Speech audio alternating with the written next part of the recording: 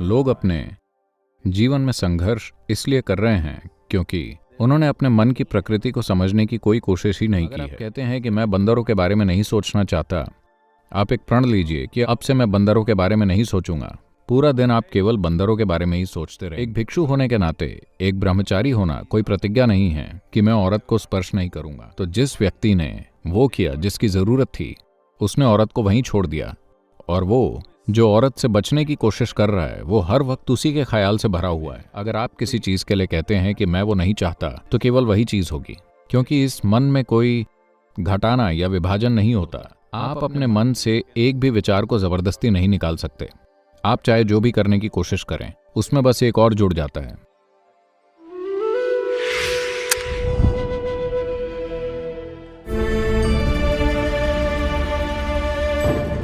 एक दिन एक ज़ेन भिक्षु तानसेन और एक दूसरा युवा भिक्षु यात्रा कर रहे थे।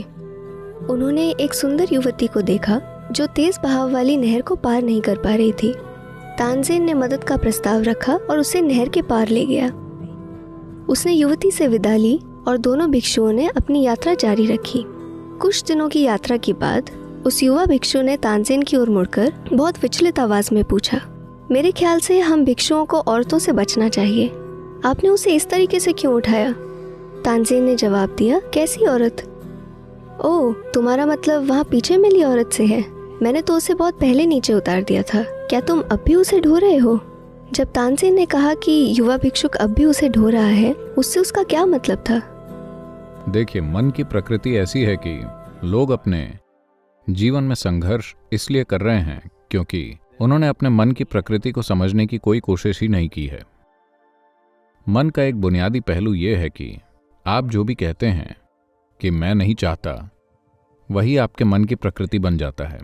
वो आपके मन में मौजूद मुख्य चीज बन जाती है। अगर आप कहते हैं कि मैं बंदरों के बारे में नहीं सोचना चाहता, आप एक प्रण लीजिए कि अब से मैं बंदरों के बारे में नहीं सोचूंगा।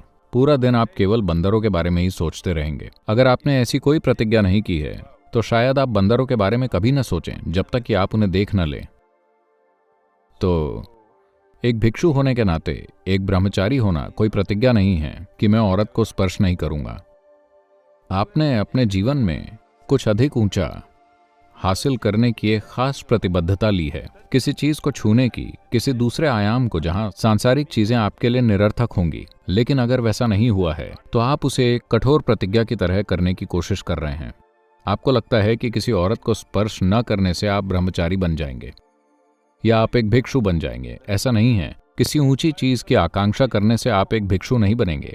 आप लगातार किसी ऊंची चीज की आकांक्षा कर रहे हैं तो आपने अपने आसपास की चीजों को नहीं देखा, वो अलग चीज है। लेकिन आपका यह कहना कि मैं इसे नहीं देखूंगा, आपके मन को उसी के ख्याल से भर देगा। तो किसी औरत को कुछ मदद की जरूरत थी, उसने उसकी मदद की, उसे वहीं छोड़ दिया और आगे चला गया। इस भिक्षु ने औरत को छुआ भी नहीं, लेकिन अब वो उसके मन में 2 दिन से बैठी हुई है। वो उसे नीचे नहीं उतार सकता।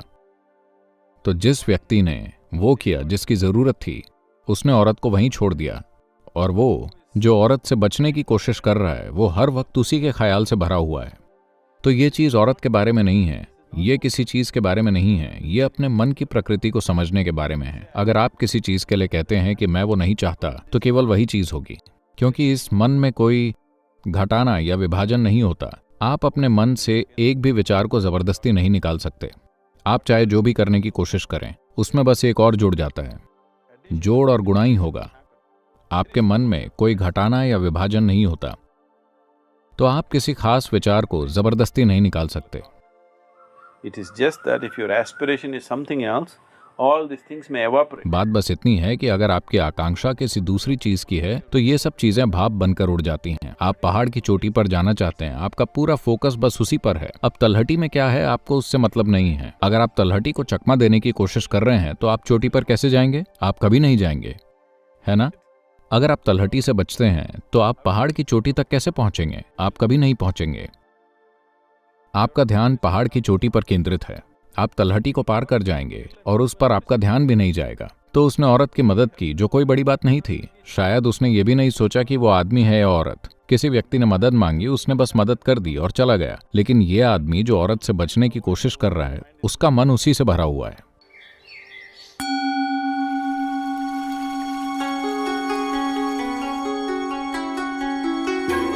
एक महान जैन गुरु थे जिनका नाम नानीन था।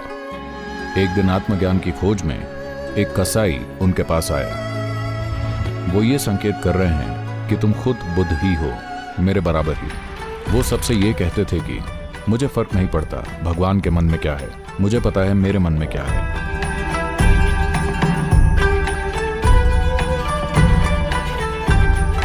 आप खुद के साथ सच्चे रहें